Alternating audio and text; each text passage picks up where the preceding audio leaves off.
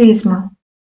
Призма дегеніміз не? Призма екі жағы өзара параллель жазықтарда жататын бірдей және параллель табандардан, сондай-ақ бүйір қырлар жақтары параллелограммдан тұратын көп жақ.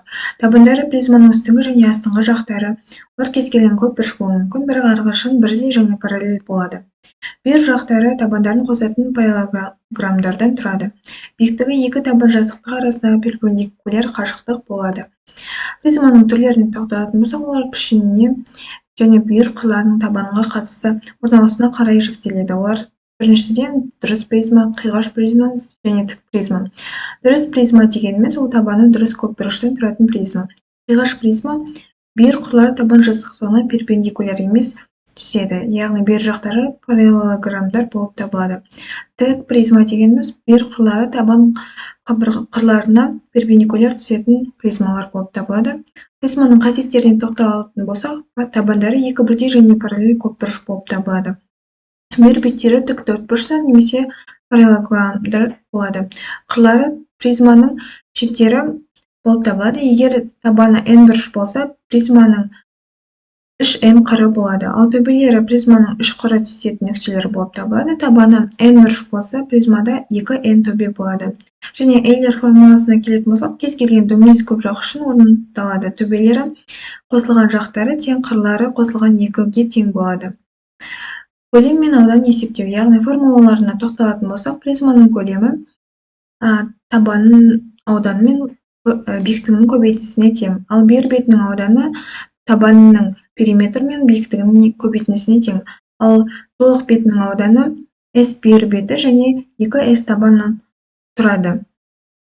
Призманың күнделікті өмірде кездесуіне тоқталатын болсақ, күнделікті өмірде мысалы біз кейбір қораптар мен орамалар қалай қоршалғандарына мән беретін болсақ, олар призма түрінде қоршалады. Және тұрмыстық заттарға тікбұрышты немесе үшбұрышты табаны бар кез келген зат призмаға мысал болады. Мысалы, кейбір шатырлар және кірпіштер немесе сәулет құрылыс өнімдері болып табылады. Мысалы, бізде көрсетілген шоколадтардың түрлі-түрлілері призма түрінде көрсетуге болады.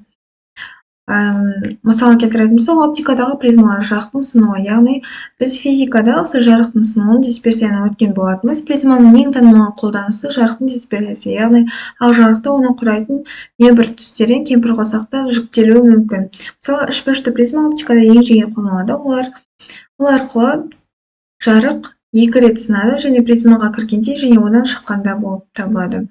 Техникадағы призмаларға тоқталатын болсақ, құрылыс инженерия және дизайн, архитектуралық тұрақтылығы. Тік призмалар көп қабатты ғимараттардың тіректері мен қабырғаларының негізгі болып табылады. Ал көпір тіректері мен тіреуіштер көбінесе беріктігі жоғары призмалық секциялар ретінде жасалады. Және өнеркәсіп дизайнда қолдануға болады. Есептер шығару кезінде әртүрлі мысалдар қарастыра кетейік. Мысалы, бізде есеп шартында табанның қабырғасы 4 см және биіктігі 10 см болатын дұрыс төртбұрышты призманың көлемі мен толық бетінің ауданын табыңыз деген сұрақ берілсін. Бұл жақта біз шешімі табатын болсақ, S табан бізде А квадратқа тең 16 см квадрат және көлемі 16 көбейтілген 160 болады. Табан 16 см және осының толыққанды қосындысы 192 болып табылады. Қорытындылай келе, осы призма құрылымы мен қолданысына тоқталатын болсақ, геометриялық негіз болып табылады. Ол кез келген көп жақтар үшін және оптикалық инновацияларға, қазіргі оптикалық құрылыстарға көбінесе қолданылады және сәулеттік